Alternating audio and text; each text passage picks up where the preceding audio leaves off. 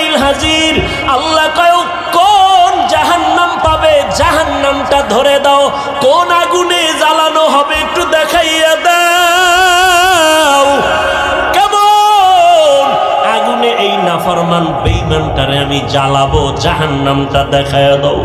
এরে নবীর উম্মতের দল, জাহান্নামটা দেইখা অন্তরের পানি শুকাইয়া পাগল, ওদিকে আজরাইলের চেহারাটার আকৃতি দেইখা পাগলের মতো হয়ে যাবে।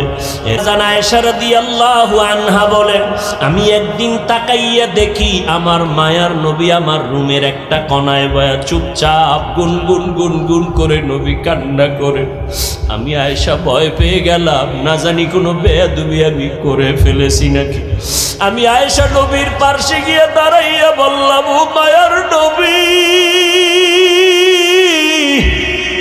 আপনি আমার রুমের মধ্যে বসে কেন কাঁদেন? আমি আয়েশা কোনো বেয়াদবি করেছি নাকি?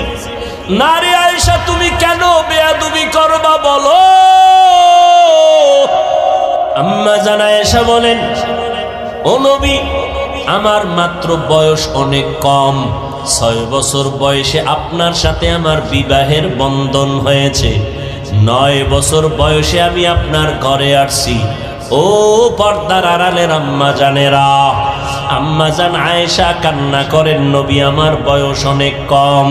আম্মা জান আয়েশার 18 বছর যখন বয়স, তখন নবী দুনিয়া থেকে বিদায় নিয়ে চলে গেলেন। এরে নবীর উম্মতেরা, ও যুবকেরা, ও বৃদ্ধ বাবাজিরা, ও ব্যবসায়ীরা, ও পর্দার আড়ালের আম্মা জানেরা, আম্মা জান আয়েশা বলেন, নবী বেয়াদবি যদি না করে থাকি তো কেন কাঁদেন? নবী বলেন, ও আয়েশা, আমার হাসরের ময়দানের ভয়ঙ্কর অবস্থার কথা আমার মনে পড়েছে, জন্য কান্না করি। আম্মা জান আয়েশা বলেন, নবী কেমন ভয়ঙ্কর? ও যুবক, পাও দুইটা আগাইয়া দাও, যদি বলো কোরআন মিথ্যা একটা প্রমাণ দাও, আমি এখন দাড়ি ফালায় দিব, নামাজ রোজা টুপি দাড়ি ফালাইয়া প্যান্ট শার্ট পরে চলবো।